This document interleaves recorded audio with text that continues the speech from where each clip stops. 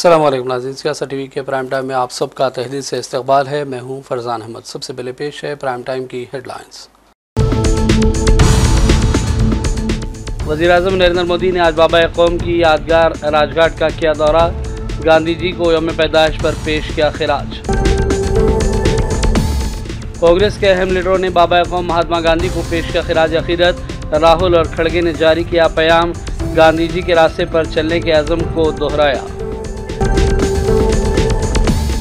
Chief minister Telangana Revanth Reddy, governor Jishnu Dev Verma और दीगर ने बाबू घाट लंगर हाउस पहुंचकर गांधी जयंती के मौके पर पेश किया खिराज।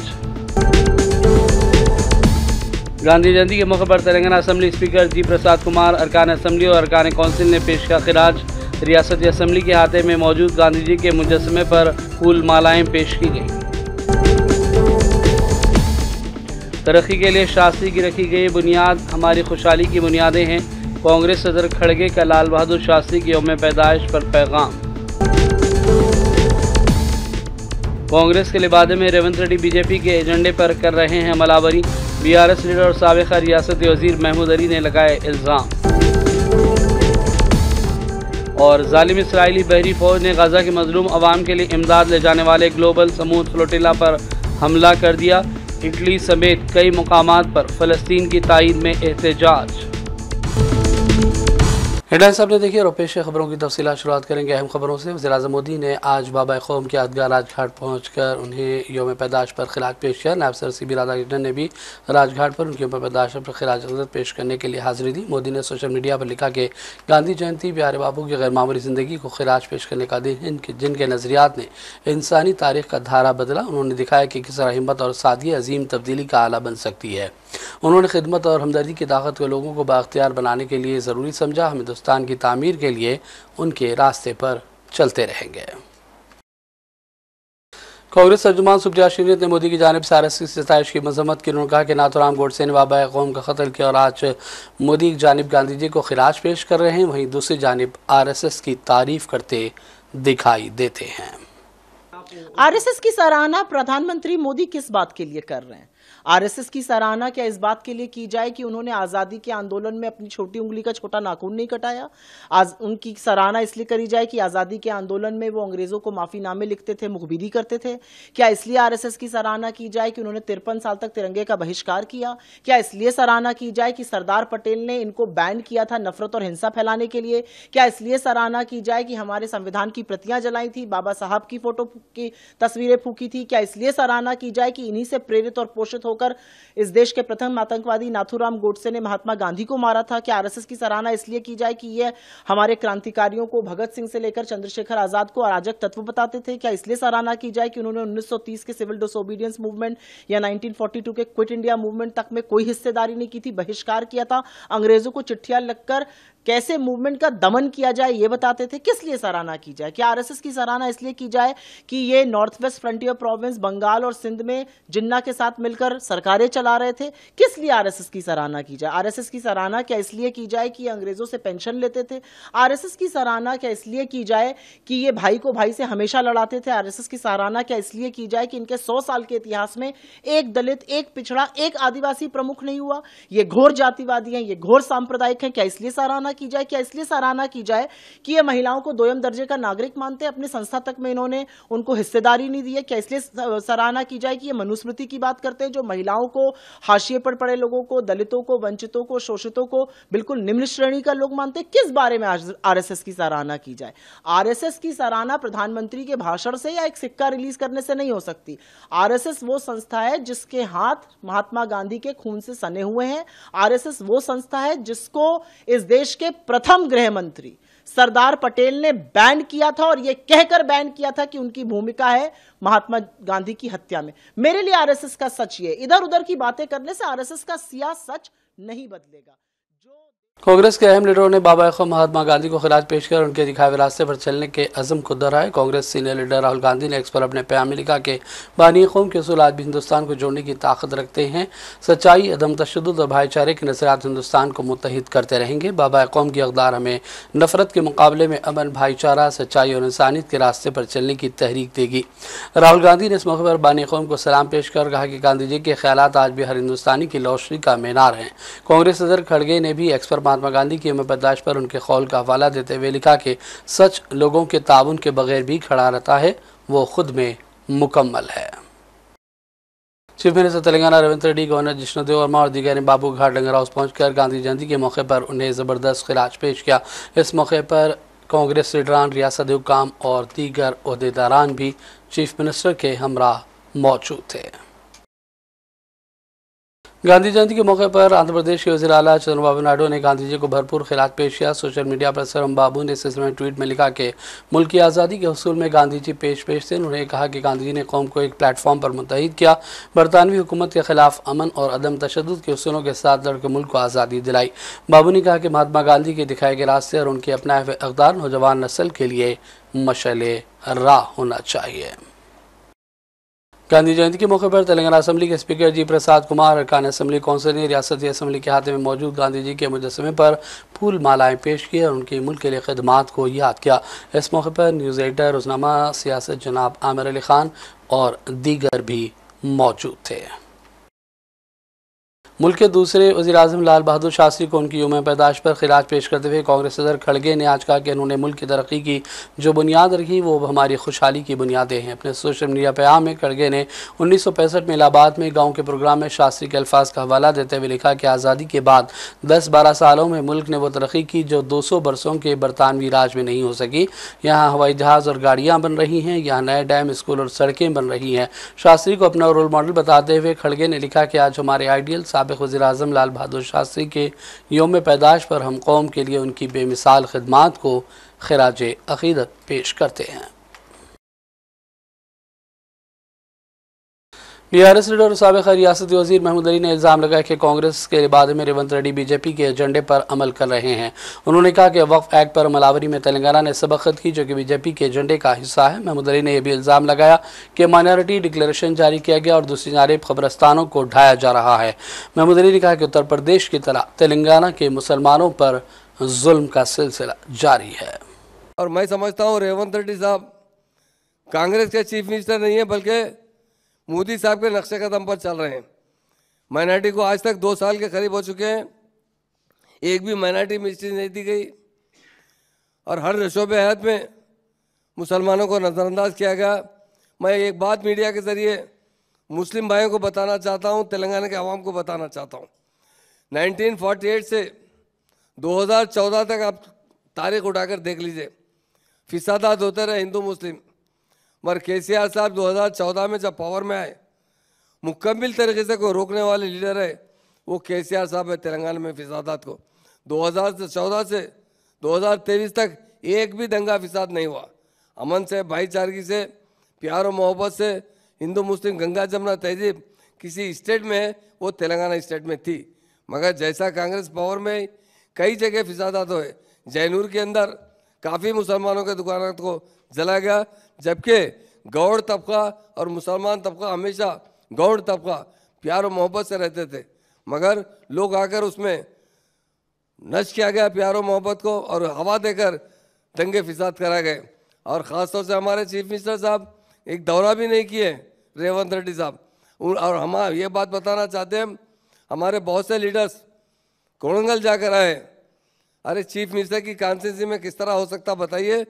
कोड़ंगल के अंदर दरगाह के एक छिल्ले को डैमेज किया गया, जो रेवंत रेड्डी साहब खुद उस दरगाह के छिल्ले को जानते हैं। उसी तरह ग्रेवयार्ड्स, 2 ग्रेवयार्ड्स को निस्तो नाबूद किया गया। क्या ये जमहूरियत है? क्या ये मुसलमानों के साथ आपका इंतकामी जज्बा है? आप कांग्रेस पार्टी के चीफ मिनिस्टर हैं और देख रहे हैं यूपी की तरह यहाँ पर मुसलमानों पर जुल्म किया जा रहा है। मैं ये बताना चाहता हूँ कि रेवंत रेड्डी साहब ना कोड़ंगल गए हैं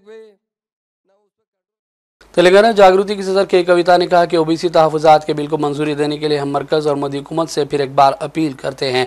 उन्होंने कहा कि लोकल बॉडी इलेक्शन का ऐलान कर दिया गया, लेकिन अब तक तहफ़्फ़ुज़ात के हवाले से मरकज़ की हुकूमत ने कोई फैसला नहीं किया है।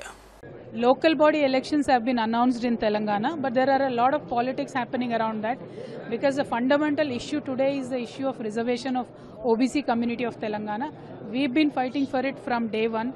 Congress government has passed a bill in the assembly. Unfortunately, it did not receive an assent of the governor or even the Honorable President Garu.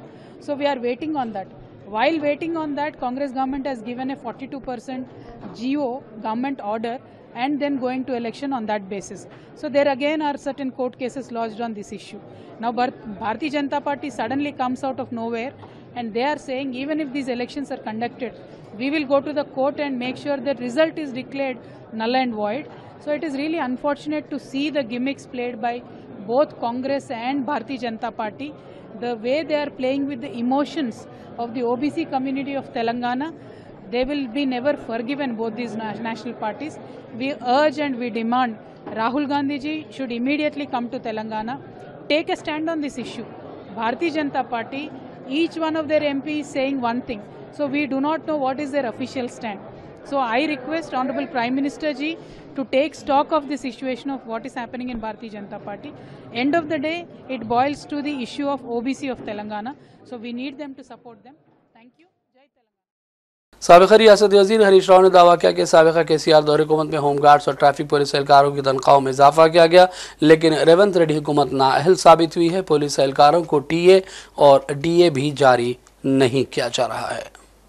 ఇవాళ 12-14 డిఏలు పెండింగ్ టీఏలు పెండింగ్ లో ఉన్నాయి. ఓ 14 టీఏలు పెండింగ్ ఉన్నాయి, 5 సరెండర్ లీవ్లు పెండింగ్ ఉన్నాయి. పోలీస్ స్టేషన్ అలవెన్స్ బంద్ అయిపోయింది. కేసీఆర్ గారు ఉండగా criminals ను పైసలు అడుక్కోవద్దు, తెల్ల పేపర్లు కొనుక్కరాపో, పెన్నులు కొనుక్కరాపో అని క్రిమినల్స్ ను అడిగే సంస్కృతి గతంలో ఉండేది. అరే మీరు అట్లా అడగొద్దు, అందరినీ గౌరవంగా చూడాలని ప్రతి పోలీస్ స్టేషన్ కు నెలకు 75,000 రూపాయల అలవెన్స్ కేసీఆర్ గారు ప్రభుత్వం ఇస్తే రేవంత్ రెడ్డి వచ్చినాక స్టేషన్ అలవెన్స్ బంద్ అయిపోయింది. ఇలా కొత్త పోలీస్ వాహనాలు కొనిచ్చి కేసీఆర్ గారు పోలీసుల గౌరవాన్ని పెంచిండు, ప్రతిష్ట పెంచిండు. రేవంత్ రెడ్డి వచ్చినాక వాహనాల్లో పెట్రోల్ బిల్లులు రిలీజ్ అయితలేవు.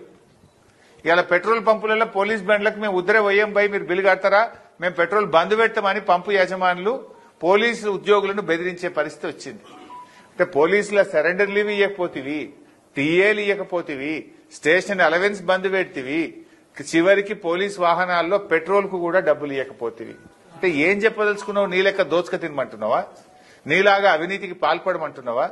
న్యాయబద్దంగా రావాల్సిన ఆ చిన్న పోలీస్ ఉద్యోగులు పాపం రెక్కాడితే డొక్కాడని వాళ్ళు ఏఆర్ కానిస్టేబుల్ గాని సివిల్ కానిస్టేబుల్ గాని వాళ్ళ పిల్లల చదువులకు ఫీజులు కట్టలేక ఇబ్బంది పడతా ఉన్నారు. హోంగార్డుల గురించి అయితే నువ్వు అసలు గొప్ప గొప్ప మాటలు చెప్పినావు. నేను రాగానే మొదటి సంతకం హోంగార్డులదే పెడతా, వాళ్ళని పర్మనెంట్ చేస్తా, వాళ్ళ జీతం పెంచుతా అంటివి. ఏం చేసినావు నాయనను? కేసీఆర్ గారు 12,000 రూపాయలు ఉన్న హోంగార్డుల జీతాన్ని 29,000 రూపాయలకు కేసీఆర్ పెంచిండు. రేవంత్ రెడ్డి వచ్చి 2 ఏళ్ళు అయింది, ఎంత పెంచిండు అంటే 75 రూపాయలు పెంచిండు. ఇక దానికి అప్పటి నేను హోంగార్డులకు 75 పెంచినా ఇక నా అంత మొగోడు లేడంటాడు రేవంత్ రెడ్డి. 12,000 నుంచి 29,000 చేసిన కేసీఆర్ ఒక్క మాట అనలే, ఇంకా పెంచాలి, ఏడాదికి 1000 పెంచుతా అన్నాడు. రేవంత్ రెడ్డి వచ్చినాక పెంచింది 75. అది కూడా ఈ బట్టలు వాళ్ళకిచ్చే డ్రెస్ అలవెన్స్ కూడా బంద్ అయిపోయింది రేవంత్ రెడ్డి వచ్చిన తర్వాత. पुराने शहर हैदराबाद में वाक़ई मसरूफ़ तरीन इलाका फलकनुमा में ब्रिज की तामीर मुकम्मल हो चुकी है। इम्कान है कि रवा महीने अक्टूबर में इसका रस्मी इफ्तिताह हो जाएगा। इस ब्रिज के इस्तेमाल से ट्रैफिक के मसाइल में आसानी की तवक्कुआत ज़ाहिर की जा रही है। मंथन प्रोग्राम का शहर हैदराबाद में इनेकाद अमल में लाया गया। इस मौके पर हमारे नुमाइंदे सईद इस्माइल ज़बीउल्लाह ने सुप्रीम कोर्ट के वकील कोलिन गॉन्सलेव्स और दीगर शख्सियात से तफसीली बातचीत की, जिसमें उन्होंने कहा कि मौजूदा दौर हुकूमत साबिक़ अदवार से बदतरीन है और अवाम के जमहूरी हकूक़ को पामाल किया जा रहा है। इसके अलावा हक़ इजहार राय को भी कुचल दिया गया। हमारे साथ माहिर दिफा प्रवीण शाह साहब हैं, जो मंथन के प्लेटफॉर्म पे आज उन्होंने बड़ी रिक़्क़त अंगेज़ तकरीर की है। तो उन्हीं से कुछ सवालात हैं जिसका हम और हमारे नाज़रीन जवाब तलब करना चाह रहे हैं। जिस तरीक़े का माहौल फ़िलहाल डिफेंस के हिसाब से मुनासिबत से बनाया जा रहा है, ख़ास तौर पर हालिया दिनों में ऑपरेशन सिंदूर हुआ। सिंदूर के मुतालिक वज़ीर आज़म नरेंद्र मोदी का एक स्टेटमेंट आया था सामने कि हमने जब हमारे जो पायलट्स हैं उनको हमने कहा था कि राडार में हम नहीं आएंगे, बादल हैं और हम बच के निकल जा सकते हैं। इस तरीके के बयान से जो आलमी सतह इंटरनेशनल लेवल पे जो है हमारा जो एक इमेज बनेगा, हिंदुस्तान का इमेज बनेगा, उसका क्या असर पड़ेगा सर? देखिए, जहाँ तक ऑपरेशन सिंदूर का ताल्लुक़ है, उसका क्या अंत हुआ है या क्या हुआ है उसका नतीजा, वो इस बात से आप लगा सकते हैं आइडिया कि आज जो पाकिस्तान है उसकी प्रोफाइल दुनिया में बढ़ गई है। अब जैसे कि पाकिस्तान के आर्मी चीफ थे फील्ड मार्शल आसिम मुनीर, वो 2 बार अमेरिकन प्रेसिडेंट से मिले, अभी एक बार लंच किया वाइट हाउस में, एक बार अपने प्राइम मिनिस्टर के साथ मिले। तो वो इसलिए हुआ क्योंकि अमेरिका ने और दुनिया ने उन्होंने ये नतीजा निकाला। देखिए, एक वो होता है जो हम सोचते हैं हमारा नतीजा क्या है, और एक ये होता है कि बाहर के लोग क्या सोचते हैं। तो बाहर के लोगों की सोच ये है, जो मुझे समझ में आई है, कि पाकिस्तान ने ऑपरेशन सिंदूर में काफ़ी अच्छा काम किया, जिसके कारण वो उनको वहाँ पर बुलाया गया, मिल रही है उन्हें, उनका वो जो है एक प्रोफाइल बढ़ गई है पाकिस्तान की, तो वो इसी के कारण हुआ है। तो इसका मतलब ये है कि हमें शायद एक थोड़ा सा क्रिटिकल रिव्यू करना है कि हमने ये किया, क्या लेसन्स हमने सीखे, कुछ सीखा नहीं सीखा। तो वो मेरे ख्याल में शायद हो नहीं पा रहा है। सेंट भी नहीं है जी। और टेररिज्म का मतलब ये है कि लोगों ने सरकार के खिलाफ वायलेंट मींस हिंसक तौर से इन लोगों ने कुछ किया, बम फेंका या AK-47 चलाया, लेकिन इन लोगों के खिलाफ कोई ऐसा आरोप नहीं है। खालिद और साथी लोग वो तो कैंपेन करते थे, प्रचार करते थे सरकार के खिलाफ, सरकार के खिलाफ आलोचना करता। ये बात सही है, मैं भी करता, लेकिन आलोचना करने का अधिकार है हमारा संविधान में, बोलने का अधिकार, क्रिटिसाइज करने, आलोचना करने का अधिकार, सरकार के खिलाफ बोलने का अधिकार। इसी वजह से उसको 5 साल जेल सज़ा हो गया और अभी तक उसका केस शुरू भी नहीं हुआ। एक मिनट सर, केंद्रीय सरकार सहन नहीं कर सकता है, मेन पॉइंट ये है, केंद्रीय सरकार सहन नहीं कर सकता है कि लोग मोदी खिलाफ, अमित शाह खिलाफ, सरकार खिलाफ बोलते रहेगा, वो सहन नहीं करता है। ये फ्रीडम ऑफ स्पीच जो है, फ्रीडम ऑफ स्पीच ख़त्म हो गया सर जी। हमारा देश में फ्रीडम ऑफ स्पीच ख़त्म हो गया। ये सरकार कहते हैं कि इंदिरा गांधी का तानाशाही था, कोई बोलता है तो जेल में जाता है, तो ये कोई अलग सा सरकार है क्या? ये सेम टू सेम है। देखिए, डिजिटल मीडिया वही किरदार अदा कर रहा है जो हमारे so called main stream media का काम था।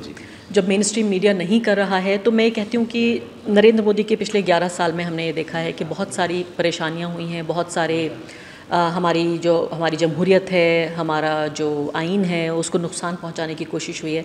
लेकिन एक दो जो अच्छी चीज़ें हुई हैं उनमें ये भी हुआ है कि अब एक बहुत हंसता खेलता और बहुत ही तंदुरुस्त एक डिजिटल मीडिया है हमारे पास, और उस डिजिटल मीडिया का एक पूरा इकोसिस्टम बन गया है कि ये कोई 1-2 लोग नहीं हैं, बल्कि सैकड़ों की तादाद में अब लोग डिजिटल मीडिया में काम कर रहे हैं। तो ये एक अच्छे अल्टरनेटिव के तौर पर उभर कर आया है, जबकि मेन स्ट्रीम मीडिया तमाम तरह की खबरें दबाने की कोशिश कर रहा था। अब डिजिटल मीडिया पर भी, उसमें भी तरमीमात जो है, अमेंडमेंट्स की और नए क़वायद और नए क़वानीन लाने की कोशिशें की जा रही है कि तो क्या ये इसको वो आज़ादी को सलब करने की कोशिश समझा जाएगा? बिल्कुल, क्योंकि देखिए अकेला चैलेंज जो मिल रहा है अभी हमारी हुकूमत को, वो सिर्फ अल्टरनेट मीडिया से मिल रहा है। चाहे किसानों का आप मूवमेंट देखिए, चाहे आप शाहीन बाग का मूवमेंट देखिए, चाहे अभी आप देख लें जो ये तमाम कम्पेटिटिव एग्ज़ाम्स की जो तैयारी कर रहे हैं वो स्टूडेंट हैं, नौकरियों का आप जिक्र कर लें, JNU, AMU, जामियात, यानी तमाम जो लोग जो अपनी आवाज़ उठा रहे हैं उस सबको दबाने का काम करता है ये जो हमारा मेन स्ट्रीम मीडिया है। और उसको इन मुद्दों के बारे में फिर भी हमें पता चल रहा है तमाम तरह से दबाने के बावजूद।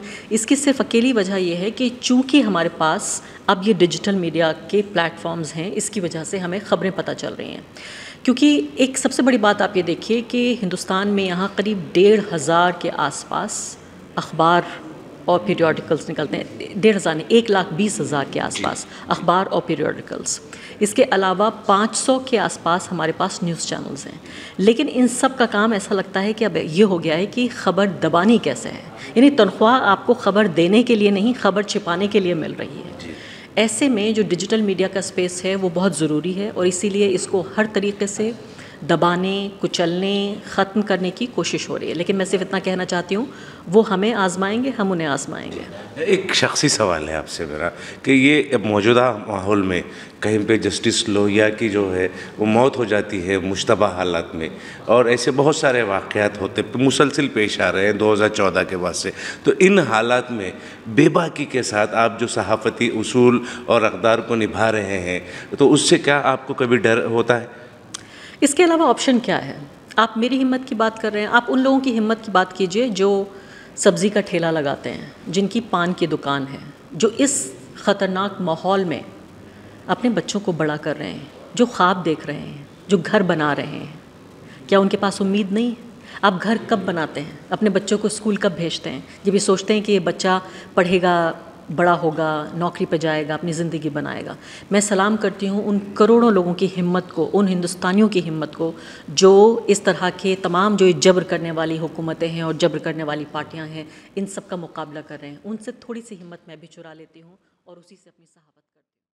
मंथन का संवाद ये हर साल 2 अक्टूबर को ये बड़े ही एहतमाम के साथ ये मनाया जाता है। इसमें दुनिया, हिंदुस्तान भर के ख़ास तौर पर हर अपने अपने शोबे हयात में माहिर जो इकनॉमिस्ट होते हैं, माहिर नफ्सियात होते हैं, माहिर माशियात होते हैं और माहिर सियासियात होते हैं, इन्हें मदऊ किया जाता है। सहाफ़त के माहिरीन को, मायना सहाफ़ियों को इसमें मदऊ किया जाता है। इस मरतबा परवीन शाह जो है डिफेंस एनालिस्ट हैं, उन्हें मदऊ किया गया था, और प्रोफेसर रतिन रॉय, ये जो माहिर माशियात हैं, इन्हें मदऊ किया गया था। कॉलिन गुंजाल्विस, ये एक ऐसा नाम है जो अदलिया में बड़े ही इज़्ज़त व वक़ार के साथ लिया जाता है, उन्हें मदऊ किया गया था। और प्रोफेसर एल.एस. शशिधरा, ये इस मरतबा मंथन में थे। और आरिफा खानम शेरवानी जो मुमताज़ और मायना सहाफ़ी हैं, वो इस आज के प्रोग्राम में थे। प्रोफेसर रुद्रांशु मुखर्जी, ये एक माहिर तारीख़ है और चांसलर हैं ये अशोका यूनिवर्सिटी के, और इनका जो मतलब सब्जेक्ट था वो था टैगोर और गांधी, ए लीगेसी ऑफ पब्लिक रीजनिंग। ये मदऊ आज के स्पीकर थे। और आखिर में वीरदास जो कॉमेडियन है वो उन्हें मदऊ किया गया था। और एक बेहतरीन, एक आज़ादाना जिसको हम कह सकते हैं, वो मुबाहिसा हुआ यहाँ पर। सवाल जवाब का सेशन हर साल की तरह इस साल भी रखा गया था। मंथन ने अपनी 20वीं सालगिरह के मौके पर एक बेहतरीन प्रोग्राम हैदराबाद के आवाम के लिए पेश किया। हैदराबाद से सैयद इस्माइल ज़बीउल्लाह, सियासत टीवी। फैज़-ए-आम ट्रस्ट की जानिब से हालिया बारिश के मुतासिर खासतौर पर चादरघाट से बहने वाले मूसा नदी से मुतसिल बस्तियों के परेशान हाल मकीनों में राशन किट्स की तकसीम की गई। सेक्रेटरी फैज़-ए-आम ट्रस्ट इफ्तिखार हुसैन ने कहा कि तकरीबन 2 लाख रुपए के मसारिफ इस नेक काम पर खर्च किए गए, जिसके लिए फैज़-ए-आम ट्रस्ट के अतिया दहिंदगान का उन्होंने शुक्रिया भी अदा किया। आबिद अली खान आई हॉस्पिटल, दारुशिफा में रसूलपुरा, शंकर नगर और मूसा नगर, चादरघाट जैसे 4 महलों के 200 से ज़्यादा लोगों को राशन किट्स दी गई। सब फैज़-ए-आम ट्रस्ट की जानिब से मुनक़िदा एक उबूरी इमदाद के सिलसिले में यहाँ पर जमा है, और मैं आप सबका खैर मक़दम करता हूँ। और आपकी जो है जितनी भी जो कुछ भी आपका उजड़ा, जो कुछ भी बर्बादी हुई, जाहिर है हम तो उसको पूरा नहीं कर सकते, लेकिन फिर भी फैज़-ए-आम ट्रस्ट इस चीज को जो है पूरा करने की कुछ कोशिश कर रहा है। तो इंशाअल्लाह ये सिलसिले आगे भी होते रहेंगे, और हम सबसे अपील करते हैं कि ऐसे कामों में जो है आप लोगों की मदद करें। तो ये तकरीबन 200 फैमिलीज मेरे सामने हैं, और इस 200 फैमिलीज को जो है सपोर्ट करने के लिए, कुछ उबूरी इमदाद देने के लिए जनाब इफ्तिखार हुसैन ट्रस्टी फैजान ट्रस्टी जो है डिसाइड किया कि आप जो भी हो सका हमारे से आप लोगों को जो है हम दें। तो माशाल्लाह वो इलाके जो मूसा नदी के अतराफ के इलाके हैं वो बहुत ज़्यादा मुतासिर हुए हैं, बहुत ज़्यादा मुतासिर हुए हैं। और आप लोग काफ़ी अरसे से जो ज़्यादातर इनका फैजान का फंडिंग जो है एजुकेशन के लिए होता है नॉर्मली, और रिहेबिलिटेशन भी होता है, मगर इस साल हैदराबाद में चूंकि फैजान बहुत आया है पानी के बाढ़ से, जो खुसूसन नदी के किनारे जो घर थे वो ज़्यादा मुतासर हुए, उन मुतासरा इलाकों के लोगों को हेल्प करने के लिए हम ये एक रिलीफ कर रहे हैं, relief in the name of Faizan for the food which is required for the family which are affected. तो इंशाल्लाह ये हेल्प थोड़े से लोगों को होगी, मगर जो भी है आजू बाजू उन सबको पैदा करने वाले ने हमारा खाना पानी भी जो है पैदा किया है, और उसका मकसद ये है कि हम सब बराबर हैं। एक दूसरे को जब कभी कोई मुश्किल आती है, कमी बेशी होती है, तो दूसरों का ख्याल करना है। बस फैज़ आम के जहन में वही एक ख्याल है, उसके जरिए से पूरा तो नहीं कर सकते किसी का भी, है ना, जिंदगी भर नहीं चलता कोई भी, उसका दिया हुआ सरता नहीं, अपना दिया हुआ सर जाता, खत्म हो जाता। तो अल्हम्दुलिल्लाह एक छोटी सी कोशिश है, हम दुआ करते हैं। कांग्रेस के सीनियर लीडर और साबिक वज़ीर राम रेड्डी दामोदर रेड्डी का 73 साल की उम्र में इंतकाल हो गया। चारशंबे की रात हैदराबाद के AIG हॉस्पिटल में उन्होंने अपनी आखिरी सांस ली। वह कुछ अरसे से अलील थे। दामोदर रेड्डी 1952 में पैदा हुए और तालिब इल्मी के दौर से सियासत में सरगर्म रहे। वो कई बार रुकन असम्बली भी मुंतखब हुए और 2 मरतबा रियासती काबीना में वजीर रहे। उनके इंतकाल पर तेलंगाना के वज़रा और कई सरकर्दा कायदीन ने गहरे दुख का इजहार किया। रियासती वज़ीर आपाशी उत्तम कुमार रेड्डी और दीगर ने उन्हें खिराज पेश किया और उनका आखिरी दीदार किया। निज़ामाबाद ज़िले में श्री राम सागर प्रोजेक्ट अलमारूफ पोचम पहाड़ की सतह में मुसलसल इजाफा हो रहा है। इस वक्त 3.40 लाख क्यूसिक पानी प्रोजेक्ट में दाखिल हो रहा है। इसके साथ ही हुकाम 39 दरवाजे खोलकर फाजिल पानी नशेबी इलाकों की जानिब छोड़ रहे हैं। इस प्रोजेक्ट में पानी की मुकम्मल सतह 1091 फुट है। इस वक्त पानी का ज़ख़ीरा 1085 फुट तक जा पहुँचा था। शहर हैदराबाद के पहाड़ी शरीफ इलाके में पेश आए खौफनाक सड़क हादसे में 3 नौजवान हलाक हो गए, जबकि एक शख्स के जख्मी होने की इत्तला है। पुलिस के मुताबिक वाक़या चारशंबे को पेश आया। अरुण नामी नौजवान पल्सर बाइक पर अपने रिश्तेदार के घर पैदा गोलकुंडा जा रहा था, जबकि मोहन सिद्धू और सिमाद्री दूसरी बाइक पर मुखालिफ सिम से हर्षगुड़ा गाँव की जानिब जा रहे थे। दोनों मोटरसाइकिलें तेज़ रफ्तारी से आपस में टकरा गईं, जिसकी वजह से तीनों की बरसरे मौका मौत हो गई। समधारी को शदीद चोटें आई और उन्हें इलाज के लिए अस्पताल मुंतकिल किया गया। पहाड़ी शरीफ पुलिस ने इस सिलसिले में मुकदमा दर्ज करते हुए जांच का आगाज कर दिया है। काबिज इसराइली बहरी फ़ौज ने गजा के मजलूम अवाम के लिए इमदाद ले जाने वाले ग्लोबल समूद फ्लोटिला पर कुली ख़ज़ाकी करते हुए 2 जहाज़ अनमा और सेरियस पर धावा बोल दिया। इन पर सवार बैनुल-अक़वामी रज़ाकारों को अगवा किया गया। सेहूनी जंगी बहरी जहाज़ों ने फ्लोटिला को पहले घेरे में ले लिया और उसके साथ तमाम मुवासिलाती राब्ते मुनक़ता कर दिए। इससे कबल फ्लोटिला की क़यादत ने अंदेशा ज़ाहिर किया था कि ज़ालिम इसराइल रुकावटें खड़ी कर सकता है, क्योंकि कम से कम 20 सेहूनी जंगी जहाज़ उसके करीब आ गए थे। फ्लोटिला के मुंतज़मीन ने अज़म का इज़हार किया कि वो काबिज इसराइल की धमकियों, डराने धमकाने की कोशिशों और यूरोपीय हुकूमतों के दबाव के बावजूद गजा तक इमदाद पहुंचाने का सफ़र जारी रखेंगे। और इस दौरान इस्लामी तहरीक मुज़ाहमत हमास ने काबिज इसराइल की बहरिया की जानिब से बैनुल-अक़वामी पानी में ग्लोबल समूद फ्लोटिला की कश्तियों पर हमले, उन्हें रोकने और साथ मौजूद कारकुनों और सहाफ़ियों को गिरफ्तार करने की सख्त मज़म्मत की।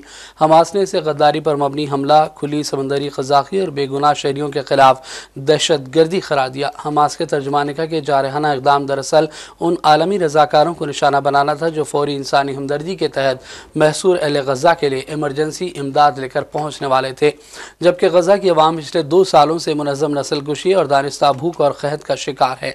हमास ने कहा कि हमला न सिर्फ एक सफ़ाकाना जुर्म है, बल्कि पूरी इंसानियत पर हमला है, जिसकी सारी दुनिया के लोगों को मज़म्मत करना चाहिए। हमास ने अक़वाम मुत्तहिदा और आलमी बरादरी से मुतालबा किया कि वो अपनी कानूनी और अखलाकी ज़िम्मेदारी पूरी करे, ज़ालिम इसराइल की मज़म्मत करे और फ़ौरी इक़दामात उठाते हुए आलमी कारकुनों और उनकी कश्तियों की हिफाजत को यकीनी बनाए।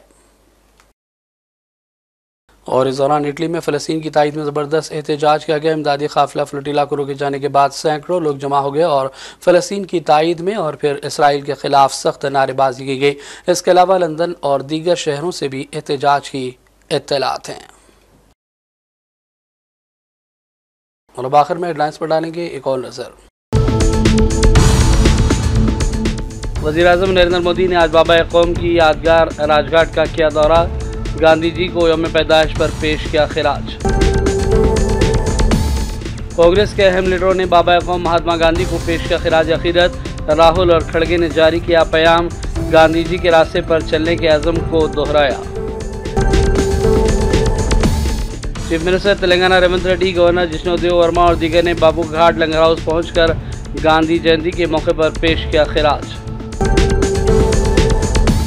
गांधी जयंती के मौके पर तेलंगाना असेंबली स्पीकर जी प्रसाद कुमार, अरकान असेंबली और अरकान कौंसिल ने पेश किया खिराज। रियासती असेंबली के हाथे में मौजूद गांधी जी के मुजस्समे पर फूल मालाएं पेश की गई। तरक्की के लिए शास्त्री की रखी गई बुनियाद हमारी खुशहाली की बुनियादें हैं। कांग्रेस सदर खड़गे का लाल बहादुर शास्त्री की यौम पैदाइश पर पैगाम। कांग्रेस के लिबादे में रेवंत रेड्डी बीजेपी के एजेंडे पर कर रहे हैं हमलावरी। बीआरएस लीडर और साबिक़ रियासती वज़ीर महमूद अली ने लगाए इल्ज़ाम। और जालिम इसराइली बहरी फौज ने गाज़ा के मजलूम अवाम के लिए इमदाद ले जाने वाले ग्लोबल समूद फ्लोटिला पर हमला कर दिया। इटली समेत कई मुकामात पर फ़लस्तीन की तायीद में एहतजाज। प्राइम टाइम का सिलसिला फ़िलहाल यही ख़त्म करते हैं। मोहम्मद फरजान अहमद को पूरी टीम के साथ इजाज़त दें। देखते रहिए सियासत टीवी। अल्लाह हाफ़िज़।